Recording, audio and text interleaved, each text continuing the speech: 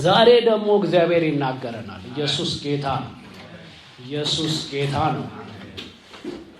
የእግዚአብሔርን ሐሳብ እንሰማለን። በልቤ ያለው እንደ ሌላ ጊዜ እንደ ትምህርት አይነት አይደለም፣ ግን መልእክት ነው። እግዚአብሔር የሰጠኝ መልእክት ነው። በልቤ ላይ ያስቀመጠው መልእክት አለ። እንግዲህ በምን ውስጥ እያለፋችሁ እንደሆነ አላውቅም። አሁን እያለፋችሁበት ወይም ልታልፉበት ያለ ነገር እንደሆነ አላውቅም እና አንድ ሰው ሲናገር ምን አለ? በጣም ገረመኝ። ምን አለ? እግዚአብሔር አለ አትስረቅ ካለህ አለ ሰርቀ ላይሆን ይችላል አለ፣ ግን ልሰርቅበት የምችልበት አጋጣሚ ስላለ ነው አለ። ወይም ልሰርቅበት የምችልበት ፈተና እየመጣ ስለሆነ ነው አለ። ምን አለ? እንደዚሁ ደግሞ እግዚአብሔር ይሄን የሚናገረው ወይ በሕይወታችሁ እያለፋችሁበት ያለ ነገር አለ መልእክት ስለሆነ ማለት ነው፣ ወይ ደግሞ ልታልፉበት ያለ ነገር ስላለ እግዚአብሔር ይሄን መልእክት ሰጥቶኛል። ኢየሱስ ጌታ ነው። ኢየሱስ ጌታ ነው። እግዚአብሔር ይናገራችኋል ብዬ አስባለሁ። መልእክት ሰጥቶኛል። ምን የሚል መልእክት ነው? በእግዚአብሔር ፍቅር ራሳችሁን ጠብቁ የሚል መልእክት ሰጥቶኛል። ልጆቼ ራሳችሁን ጠብቁ፣ ራሳችሁን ጠብቁ። ወላጆች ሁሌ ልጆቻቸው እንደዛ አይደለም የሚሉት? ራሳችሁን ጠብቁ፣ ራሳችሁን ጠብቁ ብለው እኮ አያበቁም አይደለም? ራሳችሁን ጠብቁ። እንደው አስተውሉ ልጆች፣ አስተውሉ፣ ራሳችሁን ጠብቁ፣ ራሳችሁን ጠብቁ ይላሉ። ለምንድን ነው? ራስ መጠበቅ በጣም ወሳኝ ነገር ስለሆነ ማለት ነው። በይሁዳ መልእክት ላይ ምዕራፍ 1 ከቁጥር 20 እስከ 21 እንደዚህ ብሎ ይናገራል። እናንተ ግን ወዳጆች ሆይ ከሁሉ ይልቅ በተቀደሰ ሃይማኖቶቹ ራሳችሁን ለማነጽ እየተጋችሁ በመንፈስ ቅዱስም እየጸለያችሁ ወደ ዘላለም ሕይወት የሚወስደውን የጌታችን የኢየሱስ ክርስቶስ ምሕረት ስትጠባበቁ በእግዚአብሔር ፍቅር ራሳችሁን ጠብቁ አለ። እግዚአብሔር ሊናገረን የፈለገው በእግዚአብሔር ፍቅር ራሳችሁን ጠብቁ ቢል ነው። ይሄ ነው መልእክቱ። እንግዲህ በእግዚአብሔር ፍቅር ራሳችሁን ጠብቁ። ለምንድን ነው ራሳችንን መጠበቅ ያለብን? ያለንበት መንግስት በፍቅር ብቻ ራሳችንን የምንጠብቅበት መንግስት ነው። ሐዋርያ ጳውሎስ ለጢሞቴዎስ በጻፈው መልእክት ምን ይላል? ስመጣ ብዙ ነገር እንነጋገራለን አለ፣ ነገር ግን ብዘገይ አለ በእግዚአብሔር ማደሪያ ቤት እንዴት መኖር እንደሚገባ ታውቅ ዘንድ እጽፍልሃለሁ አለ። ምን አለ? ስመጣ ብዙ ነገር እነግርሃለሁ አለ። ብዙ ማካፈላችሁ ነገር አለ አለ። ብዙ የምንጫወተው ነገር አለ። ግን ብዘገይ ግን አስቸኳይ የሆነ ነገር አለ። ብዘገይ የማይዘገይ ብዘገይ እንኳን አሁን ግን በጽሁፍ እምልክልህ ቀድሞ መድረስ ያለበት በጣም አስቸኳይ ነገር አለ ብሎ ሐዋርያ ጳውሎስ ይናገራል። ብዘገይ በእግዚአብሔር ማደሪያ ቤት እንዴት መኖር እንደሚገባ፣ በቤተ ክርስቲያን እንዴት መኖር እንደሚገባ፣ በእግዚአብሔር መንግስት ውስጥ እንዴት መኖር እንደሚገባ ታውቅ ዘንድ እጽፍልሃለሁ አለ። ሲስተሙ ምንድን ነው? የእግዚአብሔር መንግስት ሲስተም ምንድን ነው? በእግዚአብሔር መንግስት ውስጥ ስንኖር እንዴት ነው ምንኖረው? እንዴት ነው የሚኖረው? በእግዚአብሔር ቤት ውስጥ እንዴት ነው የሚኖረው? እንዴት ነው ሰርቫይቭ የሚደረገው? በእግዚአብሔር ቤት ውስጥ ሰርቫይቭ የሚደረገው ሰርቫይቫል ስኪሉ ምንድን ነው የሚለውን በእግዚአብሔር ማደሪያ ቤት እንዴት መኖር እንደሚገባ ታውቅ ዘንድ እጽፍልሃለሁ ይላል። ይሄ ፍቅር በእግዚአብሔር መኖሪያ ቤት እንዴት መኖር እንደሚገባን የሚያሳይ ፍቅር ነው። የእግዚአብሔር ፍቅር በእግዚአብሔር ፍቅር ብቻ ነው በዚህ መንግስቱ ሰርቫይቭ ማድረግ ምንችለው። ሲስተሙን መረዳት አለብን። ወደ አንድ ሀገር ስንገባ ምንድን ነው የምንለው? እከሌ ሲስተሙን አውቆታል ይባላል አይደል? ወይ ንግድ ሊሆን ይችላል፣ ወይ ስራ ሊሆን ይችላል፣ ወይ አንድ ሀገር ሊሆን ይችላል። አዲስ ስንገባ ግር ይለናል አይደል? ሁሉ ነገር ጭልምልም ይላል። ውስጡ ግን ስንገባ ሲስተሙን ስንረዳው ግን ሲስተሙን ማንበብ ስንችል ግን ኦኬ የሚሰራው በዚህ መንገድ ነው፣ ይሄ እንደዚህ ብናረግ ብለን እናስባለን አይደል? ሲስተሙ ስንገባ ግን ደስ ይለናል። በቃ ለምን? በቃ ፍሎ እናረጋለን። የሆነ የሚያግደን ነገር የለም። በቃ የሆነ የሚንገጫገጭ ነገር የለም። በቃ አክሰለሬት እናረጋ እየጨመርን ነው የምንሄደው። ሲስተም ውስጥ ግን መግባት አለብን። ሲስተሙ ምንድነው የሚለው ነው አሁን የምንነጋገረው። በእግዚአብሔር ማደሪያ ቤት በቤተ ክርስቲያኑ ስንኖር ሲስተሙ ምንድን ነው? እንዴት ነው ሰርቫይቭ የምናረገው? እንዴት ነው ተቋቁመን ማለፍ የምንችለው? እንዴት ነው አሸናፊዎች የምንሆነው? እንዴት ነው ራሳችንን ምንጠብቀው? ምክንያቱም ጠላት አለ። ጠላት በማንኛውም ጊዜ የኛን መኖር የማይፈልግ እኛ ምንም ማናስደስተው እኛን እንደ ጠላት የያዘን እንደ ጠላት የመዘገበን the most wanted ብሎ የመዘገበን ጠላት አለ።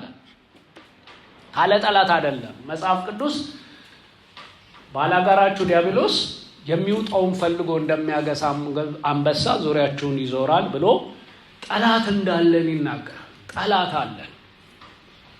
ግን ከጠላት ተጠብቀን በዚህ በተላክንበት ምድር በተላክንበት ዓለም በዚህ ምድር ላይ በክፉ በተያዘው ምድር ላይ የእግዚአብሔርን ሐሳብ እንዴት ነው አስፈጽመን ማለፍ የምንችለው? በዚህ ሆስታይል በሆነ በጠላትነት ምድር ውስጥ እንዴት ነው ራሳችንን ጠብቀን መኖር የምንችለው የሚለውን ነው የምንነጋገረው። ለምን? ለሰዎችም በረከት ለመሆን ለራሳችንም ሰርቫይቭ ለማድረግ ተቋቁመን ለማለፍ አሸናፊዎች ለመሆን ምን ያስፈልጋል? ራሳችንን መጠበቅ ያስፈልጋል። ከራስ ነው የሚጀመረው። ለዛ ነው መጽሐፍ ቅዱስ በአንደኛ ጢሞቴዎስ ምዕራፍ 4 ቁጥር 16 ላይ እንደዚህ ብሎ ይናገራል። አንደኛ ጢሞቴዎስ ምዕራፍ 4 ቁጥር 16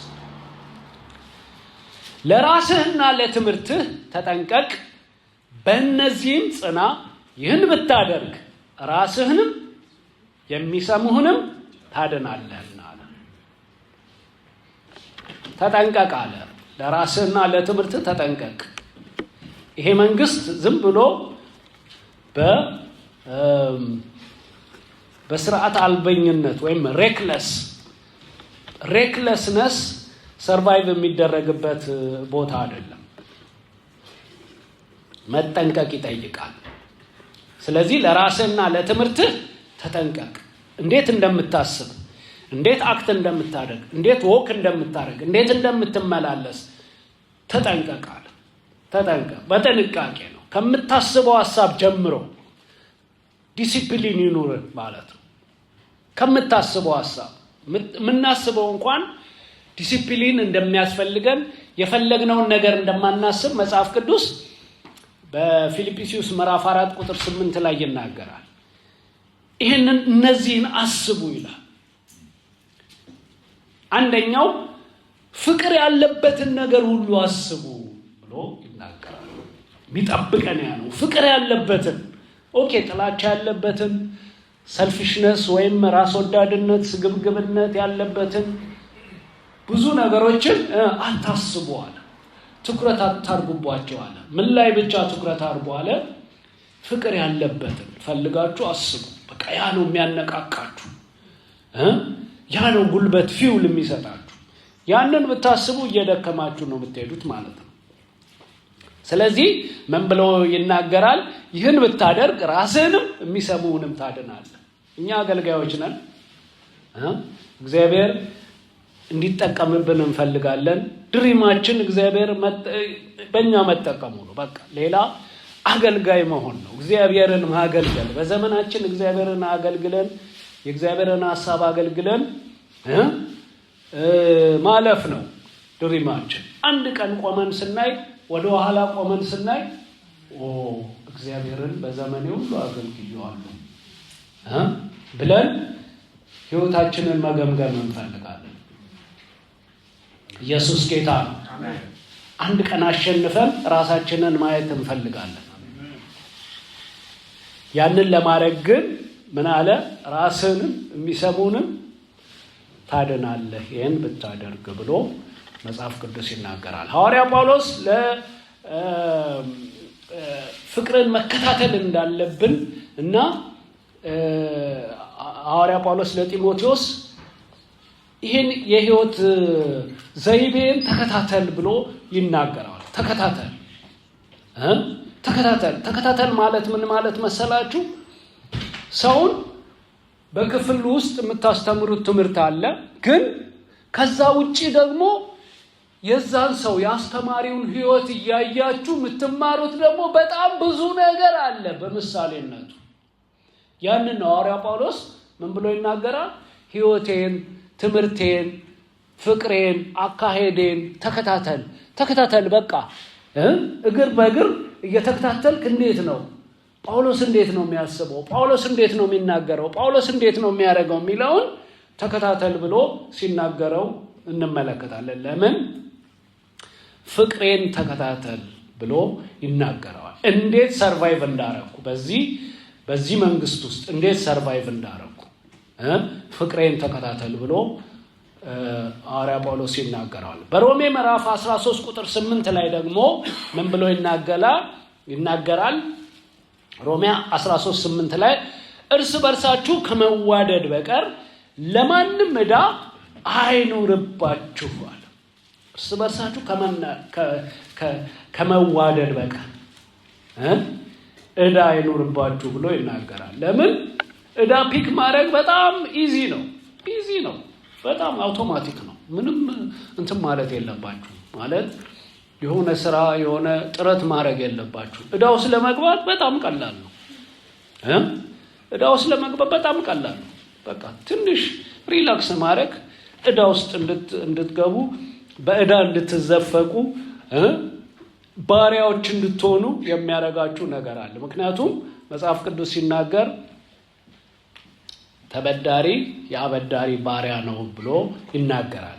ስለዚህ ግን ሲናገር ምን አለ? ሌላውን የሚወድ ሕጉን ፈጽሞታል ብሎ ከመዋደድ በቀር ዕዳ አይኑርባችሁ፣ በፍጹም ከመዋደድ በቀር ዕዳ አይኑርባችሁ ብሎ እንዴት ራሳችሁ እንደምትጠብቁ ይናገራል። በተለይ አገልጋዮች ነን፣ የእግዚአብሔርን ሕዝብ ለማገልገል ራሳችንን የሰጠንን፣ በተለያየ የአገልግሎት ክፍል ውስጥ የምናገለግልነን፣ ብዙ ሰዎችን የምናገለግልነን፣ ከብዙ ሰዎች ጋር ኢንተራክት የምናደርግ ሰዎች ነን። ስለዚህ ራሳችንን የምንጠብቀው ሰርቫይቫል ስኪሉ ምንድን ነው? በፍቅር ነው ራሳችንን መጠበቅ የምንችለው። ከዛ ውጪ በማንም ላይ ዕዳ አይኖርባችኋል። በጣም ዕዳ ጥሩ ነገር አለ። ዕዳ የሚያዋርድ ነገር ነው። ዕዳ ልትወጡበት የማትችሉት ልትዘፈቁ የምትችሉበት ነገር ነው። ይሄ ስለ ገንዘብ ዕዳ አይደለም የሚናገረው፣ ግን የላይፍ ዕዳ አለ። የላይፍ ዕዳ የማያነቃንቅ አንዴ በዕዳ ከተያዛችሁ ወይም ብላክ ሊስትድ ከተደረጋችሁ ምንድን ነው የሚሆነው? በቃ ምንም ነገር ማድረጋችሁ ምንም ነገር ልበደር ብትሉ ወዲህ ብትሉ ወዲያ ብትሉ ክሊክ ስታደርጉት ይወጣል። ብላክ ሊስትድ ነው። ለምን? ባለዕዳ ነው። ከፋይ ሰው አይደለም፣ ሬክለስ ነው ብሎ ይወጣል። ኢን ዘ ሴም ዌይ በላይፍ ደግሞ ሐዋርያ ጳውሎስ ምንድን ነው የሚለው? በማንም ላይ ዕዳ አይኖርባችሁ ከፍቅር በቀር። በቃ ምንም ብትደረጉ ፍቅር መልሱ። ራሳችሁን መጠበቅ የምትችሉት በምንድን ነው አለ? በፍቅር ብቻ ነው አለ። በፍቅር ብቻ ራሳችሁን መጠበቅ ትችላላችሁ። ፍቅር ብቻ ነው። ስለዛ ነው ዘርዘር አድርጎ በተለይ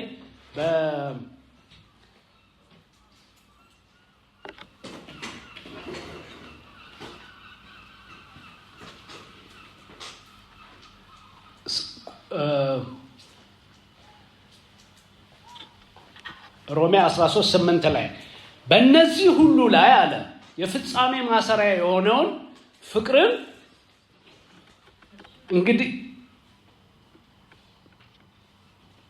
በእነዚህ ሁሉ ላይ የፍጻሜ ማሰሪያ የሆነውን ፍቅርን ተከታተሉ ብሎ ይናገራል። የፍጻሜ ማሰሪያ የሆነውን ሁሉን ነገር ስብስብ አድርጎ የሚይዘው ምንድነው ይላል? ፍቅር ነው ይላል። ስለዚህ በቆላስያስ ምዕራፍ 3 ቁጥር 12 ላይ ደግሞ እንደዚህ ብሎ ይናገራል።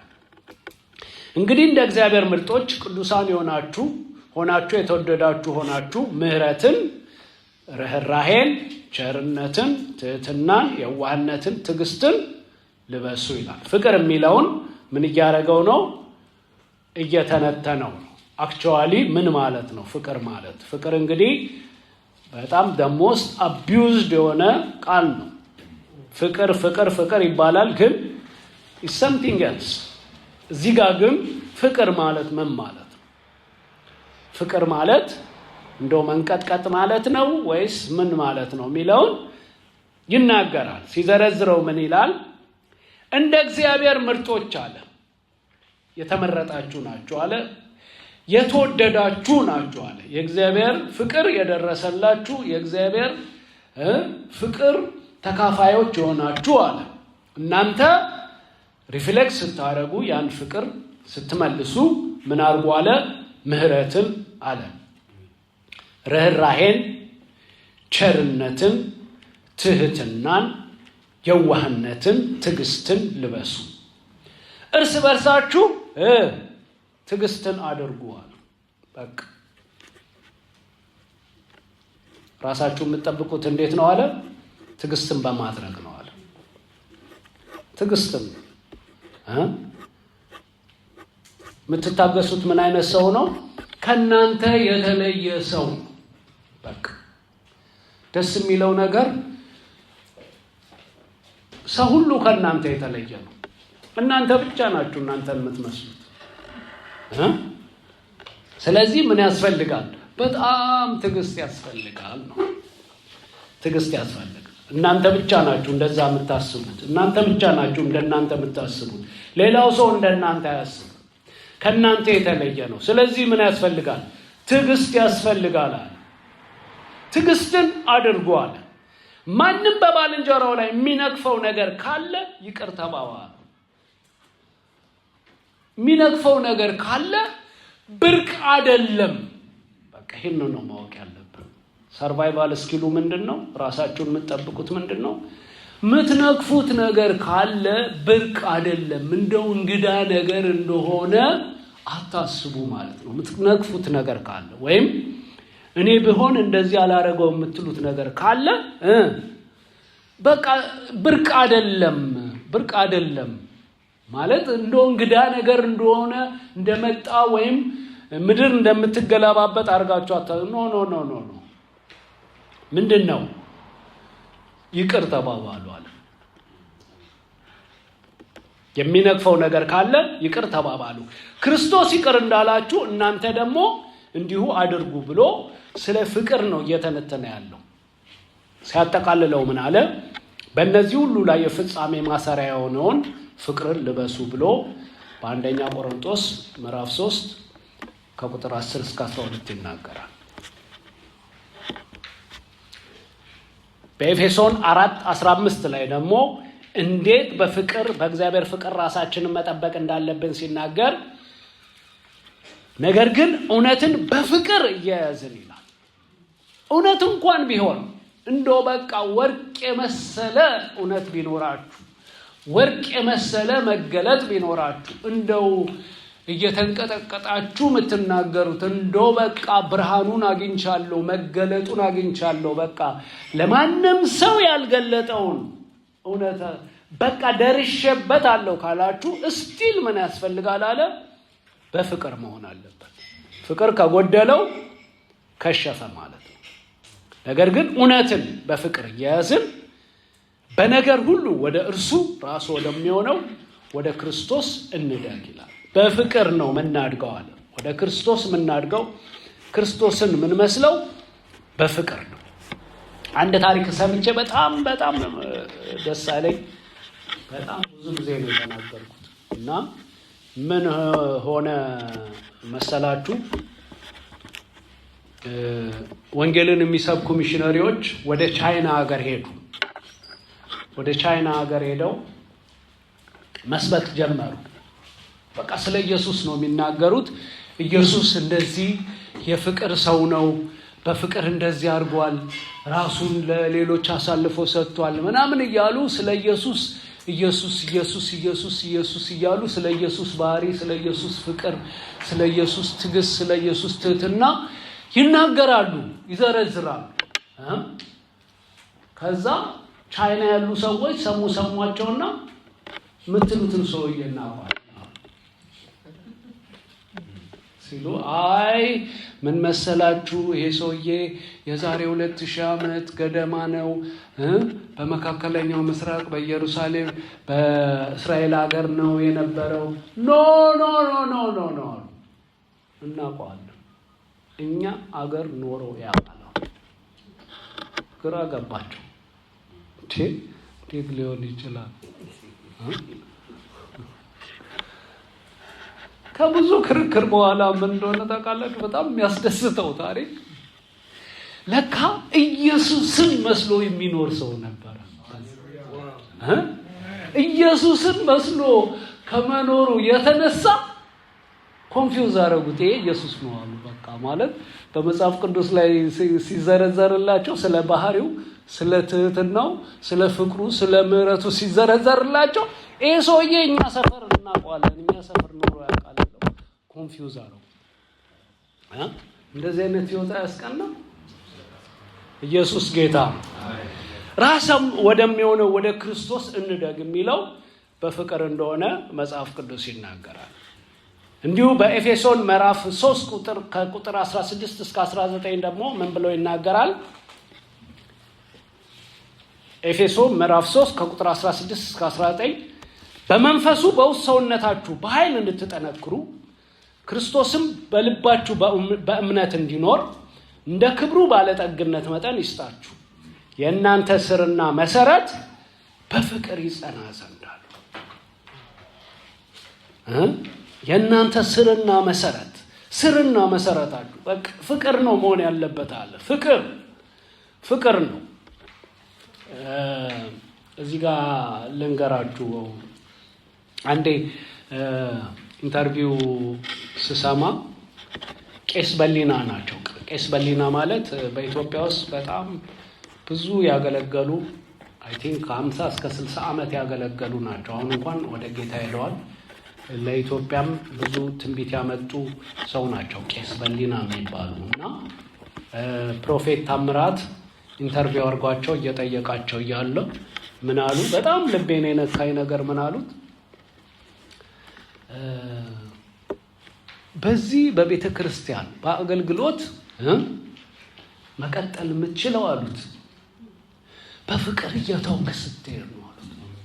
በቃ እየተውክ በፍቅር እየተውክ ፍቅር ብቻ ነው አሉ። በቃ ፍቅር ብቻ ነው ለሰዎች ፍቅር ብቻ ነው መመለስ ያለብህ አሉት። ፍቅር ብቻ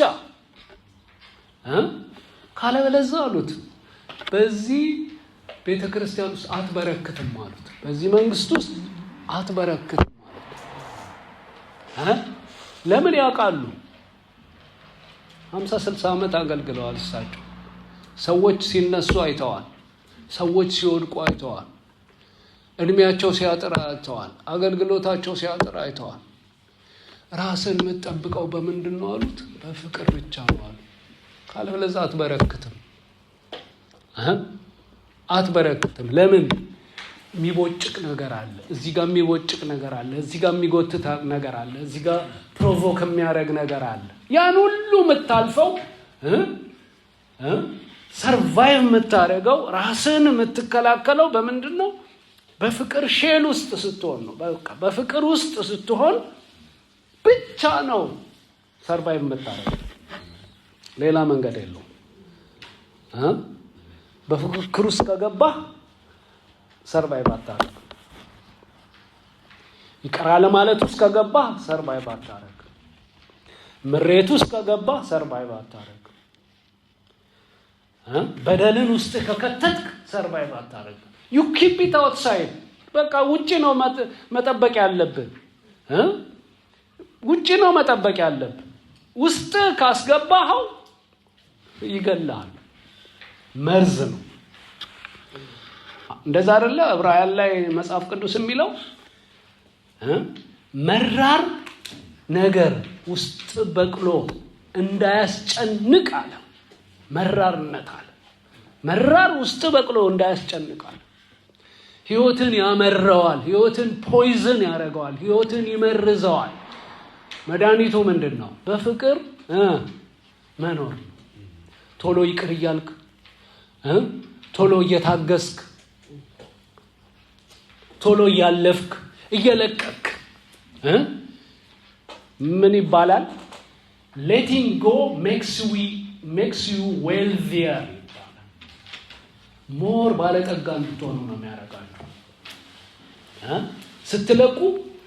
ስትለቁ ሞር ባለጠጋ እየሆናችሁ ነው የምትሄዱት።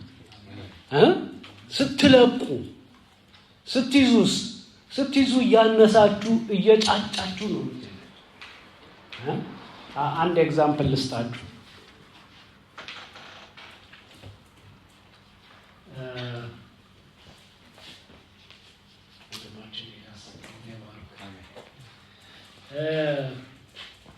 ይቅር አለ ማለትና ሰው ላይ መያዝ ምን ተብሎ ይታሰባል መሰላችሁ? በእንግሊዘኛ ሆልዲንግ አጌንስት ይባላል። ሆልዲንግ አጌንስት ማለት ለምሳሌ ኤልያስ በደለኝ ልበላችሁ። ኤልያስ ሲበድለኝ ምን ብዬ አስባለሁ? ኤልያስ በድሎኛል፣ ስለዚህ አልተወውም ብለና እጽፋለሁ። ኤልያስ በዳይ ነው፣ ማንም ሰው እንዳይቀበለው ብዬ ጽፍና ሆልዲንግ አጌንስት ማለት እንደዚህ ነው። ይዘው እንደዚህ ይዝና ኤልያስ የሚሄድበት ቦታ ሁሉ እየተከታተልኩ ነው የሚሄደው። ገብቷቸዋል? ወደዚህ ሲሄድ ይሄዳል፣ ወደዚህ መልቀቅ አልፈልግም። በቃ ለምን? በቃ መረሳት የለበትም። ይሄ በደሌ መረሳት የለበትም።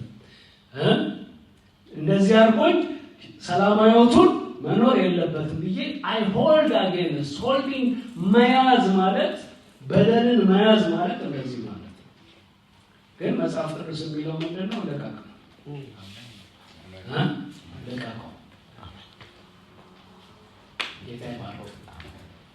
ልቀቀው። ለምን? አንተ አትበቀልም። ልቀቀው። ሌቲንግ ጎ ሜክስ ዩ ዌልዚየር ይባል። ልቀቀው። በቃ ባለጠጋ መሆን እንድትፈልግ፣ ነፃ መሆን እንድትፈልግ ከፈለግ ልቀቀው። ካለበለዚያ ከያዝከውስ ከባድ ነው። የራስን ህይወት መኖር ትተውና የሰውን ህይወት መኖር ትጀምራለህ። በአስተሳሰብ ውስጥ አለ። ስትበላ ያ ሰው አለ፣ ስትጠጣ አለ። በቃ የቤት ኪራይ ሳይከፍል ካንተ ጋር ነው የሚኖረው። ስትተኛ አለ፣ ስትነሳ አለ። በቃ ያንጨረጭረሃል። በቃ ሲበላ ያንጨረጭራል፣ ሲጠጣ ያንጨረጭራል፣ ሲወጣ ያንጨረጭራል። ኑሮውን ሲኖር እንዴት ኑሮውን ኖረ? እንዴት ሰላማዊ ኑሮውን ኖረ? ትጠባበቃለህ ምን እስኪሆን? በቃ ፍርጥ እስኪልልህ እግዚአብሔር ፍርጥ እስኪያደርገው ድረስ ትጠባበቃለህ። ትቋጥራለህ። እስካሁን አለ፣ እስካሁን በህይወት አለ፣ እስካሁን አልወደቀም። ልቀቀው ነው በቃ። በደለ ልቀቀው እንዴ። እስቲ እለቀዋለሁ በሉ። እስቲ እንደዚህ አድርጉና እለቀዋለሁ በሉ። በቃ ልቀቁ። ምንም አያስፈልግም። ሌቲንግ ጎ ሜክስ ዩ ዌልቲየር፣ ሞር ባለጠጋ እንድትሆኑ ነው የሚያደርጋችሁ እንጂ አያደህያችሁ። እናንተን ሊያደህይ የሚችል በደል የለም። እናንተን ሊያደህይ የሚችል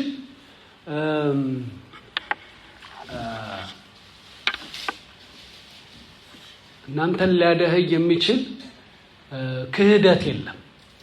የእናንተ በረከት ከእግዚአብሔር ጋር ነው። እግዚአብሔር ግን ምንድን ነው የሚለው? ልቀቀው ነው የሚለው። ልቀቀው፣ ኑሩ።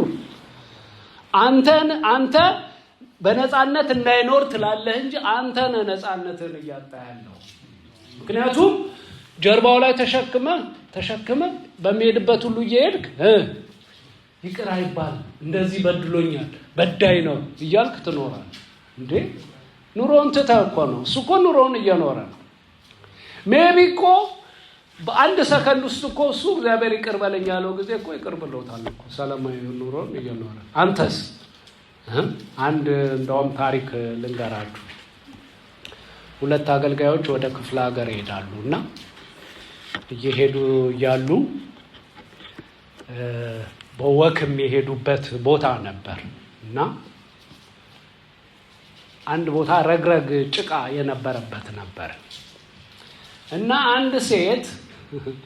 አንድ ቆንጆ ሴት ይላሉ፣ አንድ ቆንጆ ሴት እዛ የምታልፍ ነበረች እና ማለፍ አቃታት።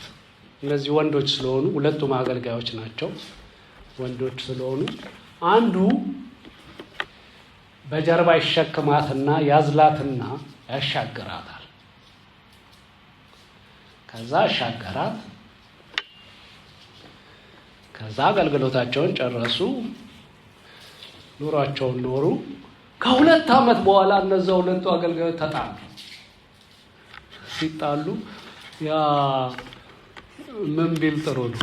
አንተ የረሳውልህ መሰለ ያችን ሴት አዝላ ያሻገርካት አይለው?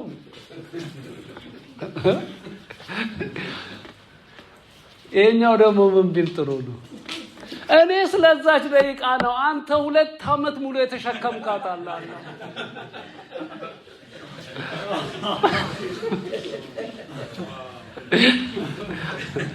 እንደዚህ ነው የምናረገው። በቃ ተበደልን፣ ለ2 ደቂቃ ተበደልን ብለን 2 ዓመት ተሸክመ ነው።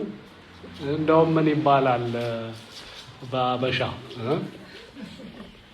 ሞኝን አንድ ጊዜ ስደበው ከዛ ራሱን እየሰደበ ይኖራል ይባላል።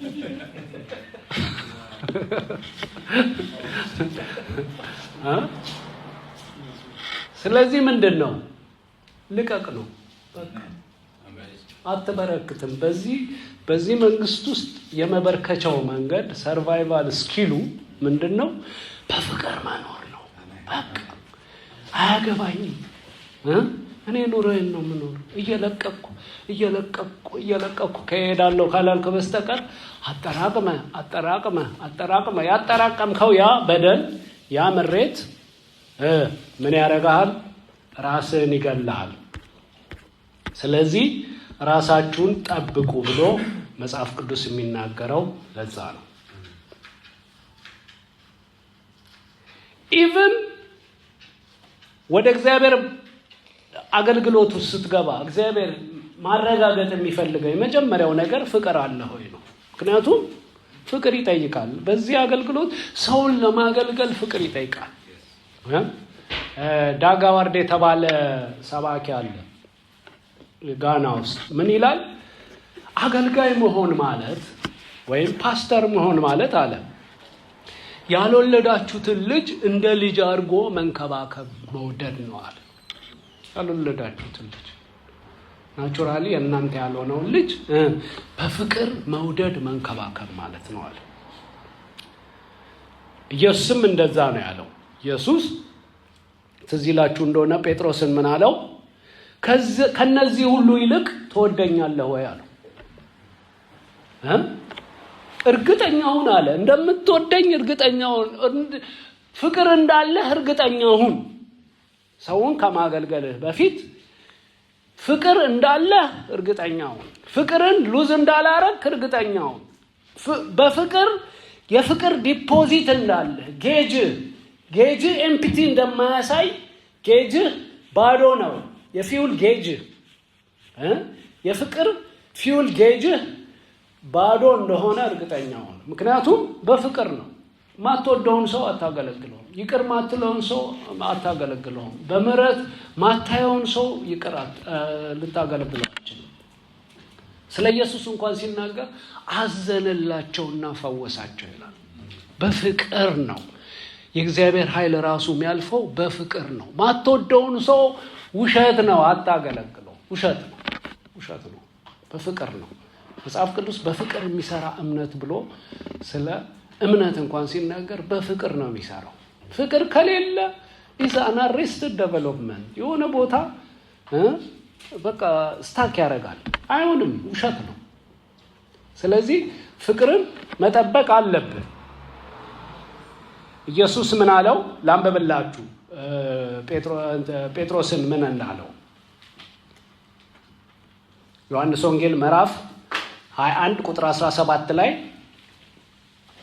ኢየሱስም ከሙታን ከተነሳ በኋላ ደቀ መዛሙርቱ ሲገለጥላቸው ይህ ሦስተኛው ጊዜ ነበር ይልና ምሳ ከበሉ በኋላ ኢየሱስ ስምዖን ጴጥሮስን የዮና ልጅ ስምዖን ሆይ ከነዚህ ሁሉ ይልቅ ትወደኛለህን አለው።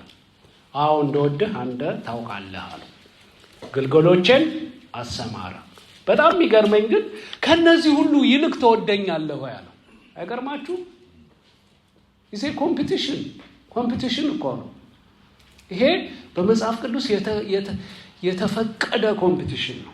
የተፈቀደ ኮምፒቲሽን ማለት ፉክክር የሌለበት እውነተኛ ንጹህ ኮምፒቲሽን፣ በፍቅር የምትወዳደረው። በቃ ሞር ይቅር ብያለሁ፣ ሞር ታግሻለሁ፣ ሞር ምህረት አድርጋለሁ ብለህ የምትወዳደርበት ነገር ከፈለግ በሌላ ነገር አትወዳደር። እንደው በእንትን አድርጋለሁ እንደዚህ ኖ። ይሄ ጽድት ያለ መወዳደሪያ መንገድ ከፈለግ ሰውን ይቅር በማለት ለሰው ምህረት በማድረግ ሰውን በመታገስ ተወዳደር። ይኸው ውድድር ከፈለግ ይኸው መንገዱም ይኸው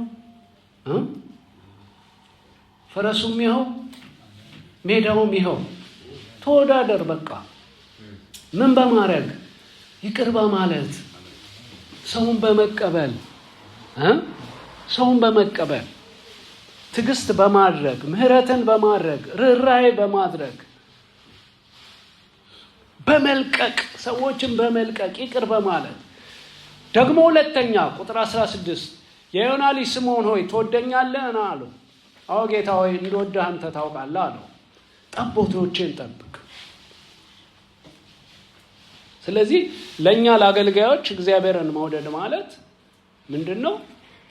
ማገልገል ነው። እግዚአብሔርን ለእኛ እግዚአብሔርን በማገልገል ነው። ለእኛ ለአገልጋዮች ፍቅራችንን ምንገልጸው በመንቀጥቀጥ አይደለም። እውነት ነው፣ እግዚአብሔርን እናመልከዋለን፣ እጃችንን አንስተን ምንሆንለትን ነው የምናጣው። ግን እዚህ ጋር የሚናገረው ምንድን ነው? እውነት እግዚአብሔርን የምትወድ ከሆን ፍቅርህን በምን ላይ አፍስሳለ? በአገልግሎት ላይ። እንድወድህ አንተ ታውቃለህ ሲለው ግልገሎቼን አሰማራለህ። እንድወድህ አንተ ታውቃለህ ሲለው ጠቦቶቼን ጠብቅ አለው። በቃ ይሄ ልብ ያለው እዚህ ጋር ነው። ሶስተኛ ጊዜ የዮና ልጅ ስምዖን ሆይ ትወደኛለህ አለው። ሶስተኛም ትወደኛለህ ስላለው ጴጥሮስ አዘነና ጌታ ሆይ እንደወድህ ሁሉን ታውቃለህ፣ እንደወድህ ታውቃለህ አለው። እሱም በጎቼን አሰማራ አለው። ለምን? ሞቲቫችን ፍቅር ነው መሆን ያለበት። ከፍቅር ውጭ የሆነ ሞቲቭ አደገኛ ነው፣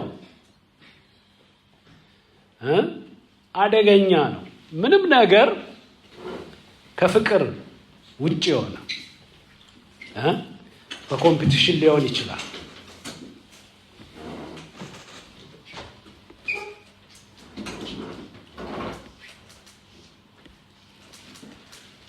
በጥላቻ ሊሆን ይችላል፣ በስግብግብነት ሊሆን ይችላል። የምናደርጋቸው ነገሮች በእግዚአብሔር ዘንድ ከንቱ ናቸው ነው የሚለው። አንደኛ ቆሮንቶስ ምዕራፍ 13 ከቁጥር 1 እስከ 3 አንደኛ ቆሮንቶስ ምዕራፍ 13 ከቁጥር 1 እስከ 3 እንደዚህ ይላል። በሰዎችና በመላእክት ልሳን ብናገር ፍቅር ግን ከሌለኝ እንደሚጮህ ናስ ወይም እንደሚንሸዋሻ ጸናጽል ሆኛለሁ አለ። ቀፋፊ ነኝ ማለት ነው።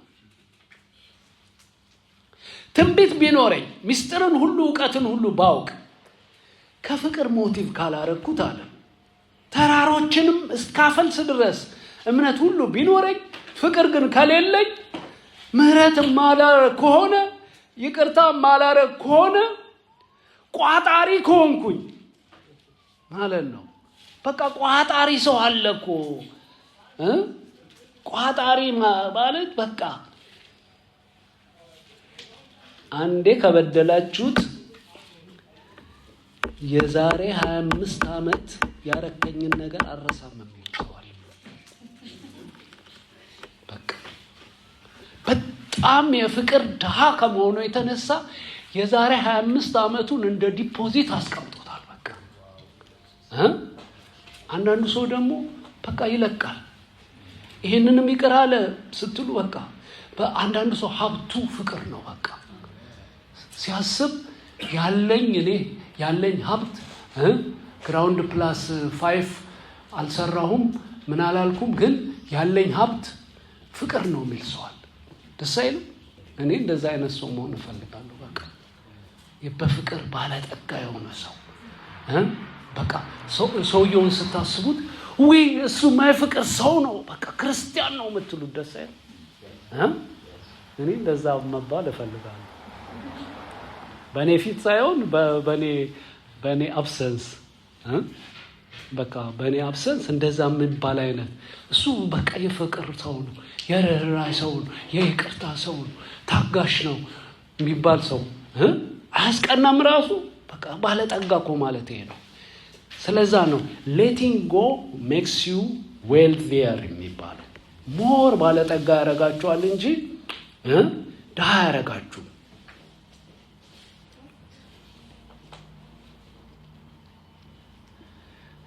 በመጨረሻ ዘመንም ቼክ የሚደረገው ነገር ፍቅራችን ነው። የሚገርማችሁ የሰራነው ነገር አይደለም፣ የገነባነው ነገር አይደለም። በምን ሞቲቭ ነው የገነባኸው የሚባል በምን ሞቲቭ ነው? አንድ እንደውም ታሪክ ትዝ አለኝ ልንገራችሁ። ምን አሉ ዶክተር ዴቪድ ኦየዴፖ ሲናገሩ ስለ ራእይ እየተናገሩ ምን አሉ?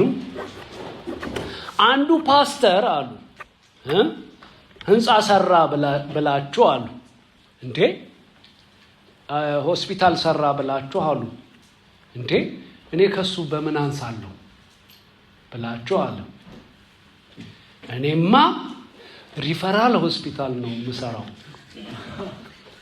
ካላችሁ አሉ you will be the first one to be admitted አሉ። ታማችሁ ሆስፒታል ውስጥ የምትታከሙት እናንተ ትሆናላችሁ አሉ። በቃ እግዚአብሔር የለበትም። እግዚአብሔር የሌለበት ስለሆነ የፍቅር ሞቲቭ ስላይደለም በሽተኛ ነው የምትሆኑት ነው በቃ ማለት። በግልጽ ቋንቋ ስንነጋገር በሽተኛ ነው፣ በፍቅር አይደለም፣ በኮምፒቲሽን ነው፣ በፉክክር ነው። ስቃይህን ነው የሚያሳይህ። እፎካከራለሁ ካል ስቃይህን ታያለህ። it's not ኢኮኖሚካል አይደለም። እግዚአብሔር የሰጠን ነገር በፍቅር ስፔንድ እንድናረገው ነው እንጂ እንድንፎካከርበት አይደለም። ከተፎካከርክበት በራስ ወጪ ነው፣ ኢኮኖሚካል አይደለም። እግዚአብሔር ጎሽ አይልህም። መጨረሻ ላይም ሽልማት የሚባል አይሰጥም። እንደዛ ነው የሚለው። ምን ብሎ ይናገራል? የእያንዳንዱ ሰው ሞቲቭ የሰራበት ሞቲቭ እንደሚፈተን። መንፈሳዊ ስራ እኮ ነው የሰራው፣ በቸርች ውስጥ ነው፣ አገልግሎት ነው። ግን እንደ ሞቲቭ እንደሚፈተን የፍቅር ሞቲቭ በፍቅር ነው ወይስ በሌላ ሞቲቭ ነው የሰራው የሚለውን በአንደኛ ቆሮንቶስ ምዕራፍ 3 ከቁጥር 12 እስከ 15 ይናገራል እንዴት እንደሚፈተን። አንደኛ ቆሮንቶስ ምዕራፍ 3 ከቁጥር 12 እስከ 15 ምን ይላል? ማንም ግን በዚህ መሰረት ላይ በወርቅ ቢሆን በብርም ቢሆን በከበረ ድንጋይም ቢሆን በእንጨትም በሳርም ወይም በአገዳ ቢያንጽ የእያንዳንዱ ስራ ይገለጣል አለ። በእሳት ስለሚገለጥ ያ ቀን ያሳያል። የእያንዳንዱ ስራ እንዴት መሆኑ እሳቱ ይፈትነዋል። ምንድን ነው? እነዚህ ሰዎች ስራ እኮ ሰርተዋል፣ አገልግለዋል እኮ፣ ሰብከዋል፣ ብዙ ነገር አድርገዋል፣ ዘምረዋል። ግን በምን ሞቲቭ ነው የሚለው የዛን ቀን እሳቱ ይፈትነዋል አለ። በፍቅር ነው? በፉክክር? በፍቅር ነው? በሰልፊሽነስ ሚለውን እሳቱ ይፈትነዋል። እሳቱ ይፈትነዋል። ማንም ግን በዚህ መሰረት ላይ በወርቅ ቢሆን በብርም ቢሆን በከበረ ድንጋይም ቢሆን ይላል። እነዚህ የከበሩ ድንጋዮች የምን ምሳሌዎች ናቸው? በፍቅር የተሰራ ሀይ የሆነ ቫልዩ ምሳሌዎች ናቸው። ከዚህ ሁሉ የሚበልጥ መንገድን አሳያቸዋለሁ ብሎ ሐዋርያ ጳውሎስ እንደሚናገረው ማንም በዚህ መሰረት ላይ በወርቅ ቢሆን በብርም ታንጿል እኮ፣ ቤቱ ተገንብቷል፣ ፊኒሺንጉ እንትን ብሏል፣ ሁሉ ነገር አልቆለታል። በኋላ ግን ቤቱ በእሳት ይፈተናል አለ። በወርቅ የተሰራ ከሆነ በብር የተሰራ በከበረ ድንጋይ የተሰራ ከሆነ በፍቅር የተሰራ ከሆነ ቼክ ይደረጋል። ደግሞ በእንጨት በፉክክር በጥላቻ በራስ ወዳድነት በስግብግብነት የተሰራ ከሆነ ደግሞ የእያንዳንዱ ስራ ይገለጣል አለ። ማንም በእርሱ ላይ ያነጸው ስራ ቢጸናለት ደሞዙን ይቀበላል አለ። ደሞዝ የሚሰጠው የፍቅር ሞቲቫችን ቼክ ተደርጎ ነው። በፍቅር ከሰራኸው ደሞዝ አለ። በፍቅር ካልሰራኸው ግን እግዚአብሔር አይጠየቅም። እግዚአብሔርን መጥራት አትችልም። ኖ ኖ ኖ ኖ ኖ ኖ። እግዚአብሔርም ደግሞ ይከፍለኛል ብለህ መጠበቅ አትችልም። ለምን? ራሳችንን መጠበቅ የምንችለው ከብክነት መጠበቅ የምንችለው መጨረሻ ላይ ደግሞ ከዲስአፖይንትመንት መጠበቅ የምንችለው ምን ሲሆን ነው? በፍቅር በእግዚአብሔር ፍቅር ራሳችንን ስንጠብቅ ነው። በእግዚአብሔር ፍቅር ራሳችሁን ጠብቁ ብለህ ንገራቸው ብሎኝ ነው የመጣሁት። ኢየሱስ ጌታ ነው። እስቲ ተነስተን እግዚአብሔርን እናመሰግነዋለን። እግዚአብሔር ልቤን እጠብቃለሁ፣ በፍቅር ልቤን እጠብቃለሁ ብለን በእግዚአብሔር ፊት እስቲ እንጸልያለን። እግዚአብሔር ሆይ ተናግረኸኛል፣ አመሰግንሃለሁ። በፍቅር ልቤን እጠብቃለሁ፣ ራሴን እጠብቃለሁ። ራሳችሁን ጠብቀዋል። እግዚአብሔር ሲናገር ሩጫችሁ ከንቱ እንዳይሆን ስለፈለገ ነው። ለፍቅርና ለመልካም ስራ ሊያነቃቃችሁ ስለፈለገ ነው። የዳበሰውን ወርቅ ሊያነጻው ስለፈለገ ነው። የተዳፈነውን እሳት ሊያቀጣጥለው ስለፈለገ ነው። ምን አለ? በእግዚአብሔር ፍቅር ራሳችሁን ጠብቁ። ራሳችሁን ጠብቁ። እስቲ ራሴን ጠብቃለሁ፣ ራሴን ጠብቃለሁ በእግዚአብሔር ፍቅር፣ በሌላ ነገር አይደለም፣ በቅልጥፍና አይደለም ራሳችንን የምንጠብቀው፣ በእውቀታችን አይደለም ራሳችን፣ በእግዚአብሔር ፍቅር ራሳችንን የምንጠብቀው። 100% ጥበቃ የሚሰጠው ሴኪሪቲ ያለው በፍቅር ራሳችን በእግዚአብሔር ፍቅር፣ የእግዚአብሔር ፍቅር ነው ሴኪሪቲ ያለው። 100% ሴኪሪቲ ያለው የእግዚአብሔር ፍቅር። ሌላው አስተማማኝ አይደለም፣ ሌላው ዲስአፖይንት ያደርጋል። የእግዚአብሔር ፍቅር ግን እስከ መጨረሻው ያዘልቃል። እግዚአብሔር ሆይ ልቤን እጠብቃለሁ፣ ልቤን በፍቅር እጠብቃለሁ ማለት ነው።